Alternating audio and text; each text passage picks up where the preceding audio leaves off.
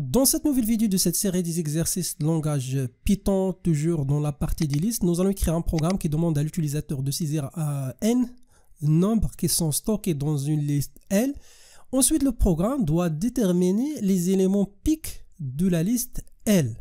Qu'est-ce qu'un élément pic? Un élément d'une liste est un pic s'il est supérieur à 6 voisins. En ce qui concerne le premier et le dernier élément de la liste, nous allons travailler uniquement sur un seul voisin. Alors pour vous donner une idée claire sur l'objectif de l'exercice, l'utilisateur doit saisir n éléments qui seront stockés dans une liste L. Par exemple, cette liste-là, on a ici 7 éléments. Alors là, l'objectif c'est de trouver les pics. Donc les pics déjà sont 9, puisque 9 il est supérieur à 6 voisins. Donc 5 et 1. Donc 5 non, puisque 9 est supérieur à 5. Pour 6 non, puisque 8 est supérieur à 6. Pour 8, oui, c'est un élément pic, puisqu'il est supérieur à 6 et à 4. Après 4 avec 8 et 7 non. Après le dernier élément, 7. Donc on va juste considérer cet élément-là. Est-ce que 7 est supérieur à 4? Oui. Alors 7 est aussi un pic. Voilà, donc ça c'est l'objectif du programme qu'on va essayer d'écrire. Avant de passer à la solution, je vous donne la méthode qu'on va suivre, ou bien la démarche. Premièrement, l'utilisateur doit saisir la taille de la liste. Donc s'il tape par exemple -6, alors là, il faut redemander à l'utilisateur de saisir un nouveau nombre, ou bien une nouvelle taille, donc 8. Oui, maintenant, nous pouvons passer à la partie suivante.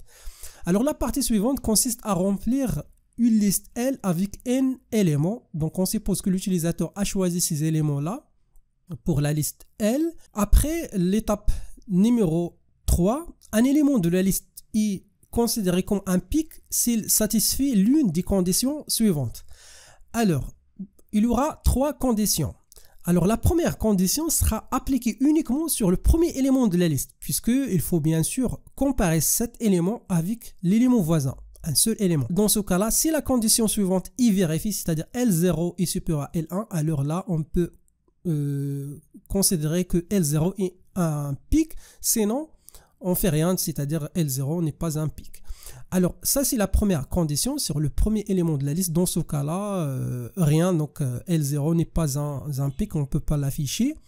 Après, on va appliquer une deuxième condition, cette fois sur le dernier élément de la liste, donc puisque on a un seul voisin, et dans ce cas-là, on va utiliser la même formule, ou bien la même condition, mais cette fois avec d'autres indices n-1, n-2. Alors là, lorsqu'on met par exemple L de n-1, signifie le dernier élément de la liste, puisque donc on commence à partir de 0 et on a n dans ce cas-là c'est 8, alors n-1 c'est 7. Alors on va vérifier est-ce que n-1 est supérieur à n-2.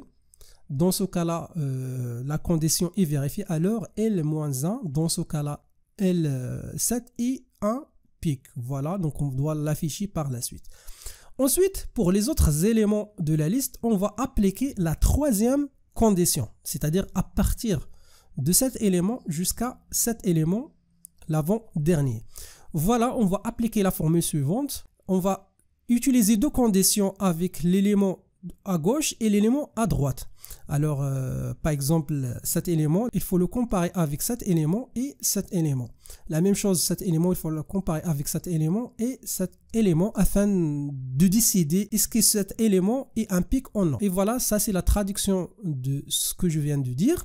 Alors, LI avec LI-1 et LI avec LI plus 1. Voilà, donc là, il y aura bien sûr 2 choix, soit true, soit false.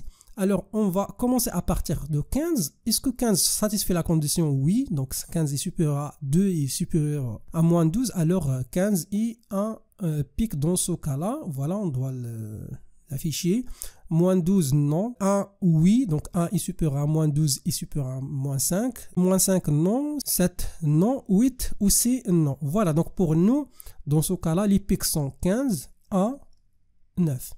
Ce qu'on va faire maintenant, nous allons passer à Python pour tout simplement traduire cette méthode en utilisant le langage Python. Alors, on commence avec la première chose comme l'habitude, c'est la récupération de la taille de la liste. Alors, on peut commencer avec cette instruction input. Alors là, on va demander à l'utilisateur de saisir le nombre n, donc saisir la taille de la liste.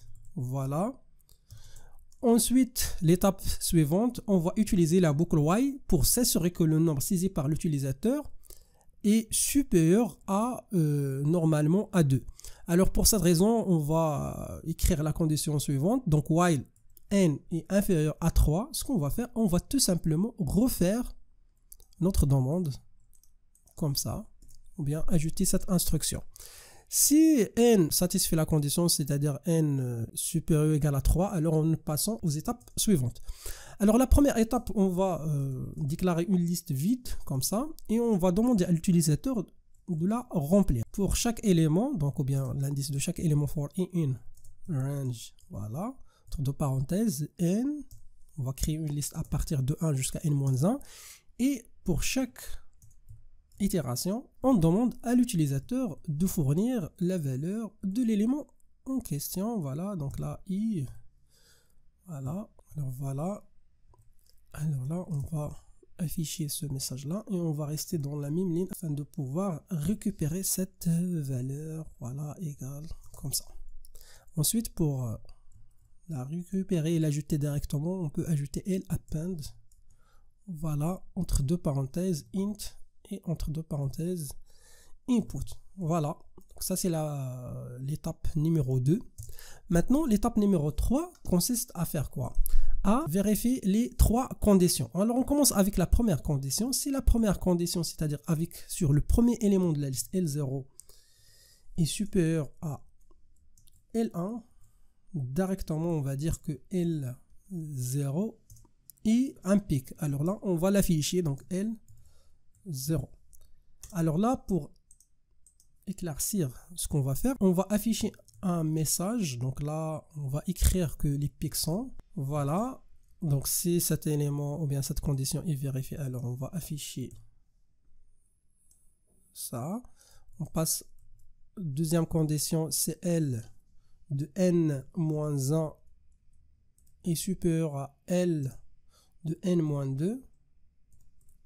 On va afficher ce pic là, c'est-à-dire n-1. Voilà. Et finalement, la dernière condition pour les autres éléments. Alors, on va exécuter une boucle qui va aller à partir de l'élément avec l'indice 1, c'est-à-dire deuxième élément, jusqu'à l'avant-dernier élément. Donc là, il faut mettre n-1. Donc n-1, c'est la taille par exemple est 8, n-1 c'est 7. Mais la fonction range va ajouter -1, c'est-à-dire 6. Alors on s'arrête à 6 si la taille est 8. Donc ça, c'est nous permettre de traiter les autres éléments, donc entre le premier et le dernier élément de la liste.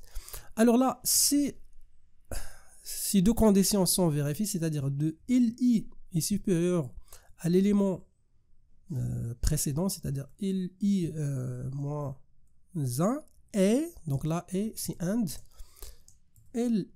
li est aussi supérieur à li plus 1. Alors si ces deux conditions sont vérifiées, alors ce qu'on va faire tout simplement, on va afficher donc l'élément en question, bien l'élément i. Voilà, maintenant on va exécuter pour voir s'il y a des erreurs. Donc pas d'erreur. Alors on va saisir la taille, on va choisir par exemple 15 éléments. Alors on va choisir les éléments donc d'une façon aléatoire. Voilà, donc les pics dans ce cas-là sont, alors on va voir. Alors normalement 6 est un pic, oui. Donc voilà, donc il est déjà affiché.